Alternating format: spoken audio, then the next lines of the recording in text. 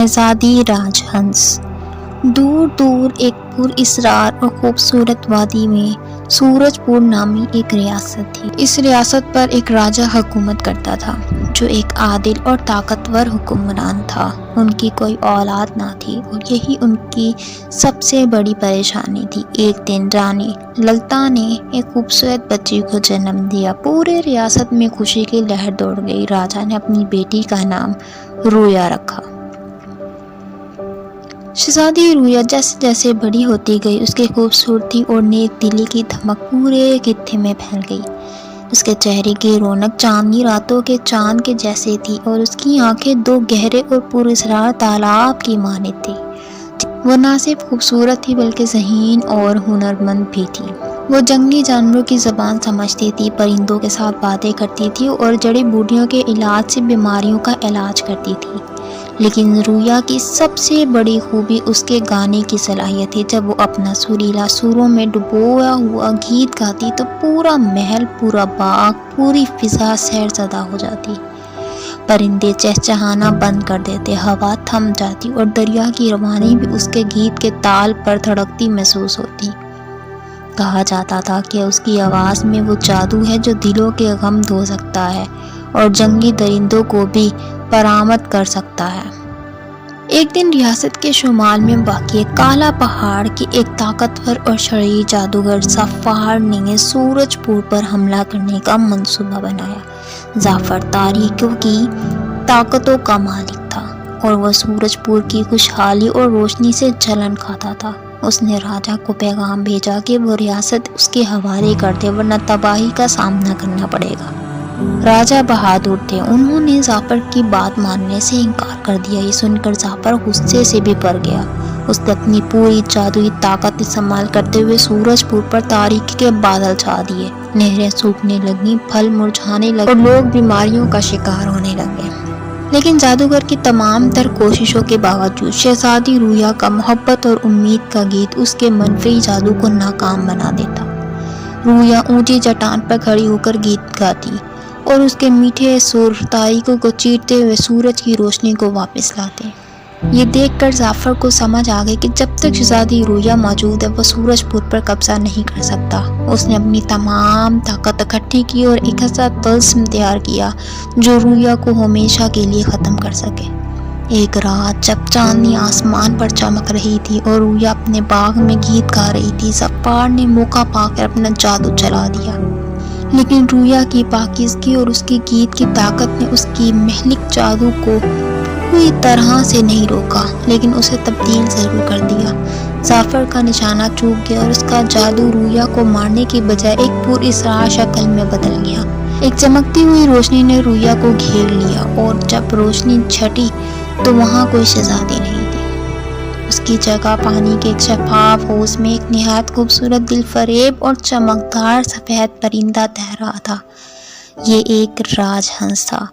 جادوگر نے سمجھا کہ شہزادی مر گئی ہے اور وہ اپنی فتح کا جشن منانے لگا، لیکن اس کا جادو اس لیے پورا نہیں ہوا تھا کہ رویا کی روح زندہ تھی، بس اس کا جسم بدل گیا تھا۔ وہ راجہنس کی شکل میں زندہ تھی۔ صبح ہوئی تو پورے محل میں کہرام مچ گیا۔ شہزادی رویا لاپتہ تھی۔ راجہ اور رانی نے ہر جگہ تلاش کرائی لیکن رویا کا کوئی نام و نشان نہیں تھا۔ پوری سلطنت میں سوگ طاری ہو گیا۔ صرف محل کے باغ کے حوض میں تیرتا ہوا خوبصورت راجہنس ہی تھا جو رویا کی آنکھوں جیسی گہری اور پراسرار آنکھوں سے سب کو دیکھ رہا تھا۔ کچھ دنوں بعد محل کے ایک بوڑھے اور عقل مند باغبان کرم داس نے ایک عجیب بات محسوس کی۔ جب بھی وہ حوض کے پاس سے گزرتا، راجہنس اسے غور سے دیکھتا۔ ایک دن جب کرم داس اداس بیٹھا رویا کو یاد کر رہا تھا، راجہنس نے ایک میٹھا اور دکھ بھرا سر نکالا۔ یہ سر بالکل شہزادی رویا کے گیت جیسا تھا۔ کرم داس حیران رہ گیا۔ اس نے قریب جا کر دیکھا تو راجہنس کی آنکھوں میں وہی ہمدردی اور عقل چمک رہی تھی جو شہزادی رویا کی آنکھوں میں ہوا کرتی تھی۔ اسے ایک جھٹکا سا لگا۔ اس نے یہ بات راجہ سے چپکے سے کہی۔ ابتدا میں تو راجہ کو یقین نہ آیا، لیکن جب وہ خود حوض کے پاس گئے اور انہوں نے راجہنس کو دیکھا تو انہیں اپنی بیٹی کی جھلک صاف نظر آئی۔ راجہنس نے راجہ کے سامنے ایک ایسا گیت گایا جو صرف اور صرف رویا ہی گایا کرتی تھی۔ اسی لمحے سب کو یقین ہو گیا کہ راجہنس دراصل جادو کا شکار ہونے والی شہزادی رویا ہے۔ اب سوال یہ تھا کہ اس جادو کو کیسے توڑا جائے۔ ریاست کے تمام پنڈت اور دانش مند اکٹھے ہوئے۔ پرانی کتابیں اور طلسماتی نسخوں کی چھان بین کے بعد انہیں پتہ چلا جعفر کے جادو کو صرف ایک ہی چیز توڑ سکتی ہے، سچے محبت کا آنسو۔ مطلب یہ تھا کہ شہزادی رویا کو صرف اس شخص کے آنسو ہی اس جادوئی شکل سے آزاد کر سکتے تھے جو اس سے سچی اور بے غرض محبت کرتا ہو۔ برسوں گزر گئے لیکن رویا اب بھی راج ہنس کی شکل میں ہوش میں تیرتی رہی۔ اس کی امید دم بخود رہی تھی لیکن اس کے ماں باپ مایوس ہو چکے تھے۔ ایک دن سورج پور کے پڑوس میں واقع ایک چھوٹی سی ریاست چاند نگر کا ایک نوجوان شہزادہ راجویر شکار کھیلتا ہوا سورج پور کے جنگلوں میں نکل گیا۔ وہ اپنے ساتھیوں سے بچھڑ گیا اور کرم داس کے ہتھے چڑھ گیا جو اس وقت باغ میں پھل توڑ رہا تھا۔ کرم داس نے نوجوان شہزادے کو محل میں پناہ دی۔ راجویر نے شہزادی رویا کے بارے میں اور اس کے راج ہنس بن جانے کے المناک واقعے کے بارے میں سنا۔ وہ رویا کی بہادری اور ہمت سے بہت متاثر ہوا۔ اس نے کرم داس سے درخواست کی کہ وہ اس راج ہنس سے ملنا چاہتا ہے۔ جب راجویر اس کے قریب پہنچا تو راج ہنس پانی میں پرسکون تیر رہا تھا۔ اس نے راجویر کی طرف دیکھا اور راجویر اس کی گہری آنکھوں میں ایک ایسی روح محسوس کر سکتا تھا جو دنیاوی حسن سے کہیں بلند تھی۔ وہ اس کی خوبصورتی اور اس کے اندر چھپے غم سے فوری طور پر متاثر ہو گیا۔ راجویر ہر روز محل آیا کرتا اور راج ہنس کے ساتھ وقت گزارتا۔ وہ اس سے باتیں کرتا، اسے ستارے دکھاتا اور پرندے کی شکل میں ہونے کے باوجود وہ اس کے موجود شہزادی کی عقل اور نفاست کو محسوس کرتا۔ دھیرے دھیرے اس کے دل میں رویا کی سچی محبت نے جنم لیا۔ وہ نہ صرف اس کے حسن کا قائل تھا بلکہ اس کی ہمت، اس کی دانائی اور اس کی طاقت کا بھی دلدادہ ہو چکا تھا۔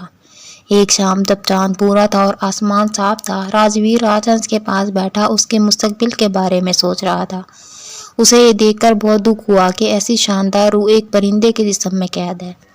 اس نے سوچا کہ اگر وہ کبھی اسے اصل شکل میں دیکھ پاتا تو کتنا اچھا ہوتا۔ اس کے دل میں محبت اور ہمدردی کا ایک سمندر امڈ آیا اور اس کی آنکھوں سے محبت بھرے آنسوؤں کی ایک بوند راج ہنس کی چونچ پر جا گری۔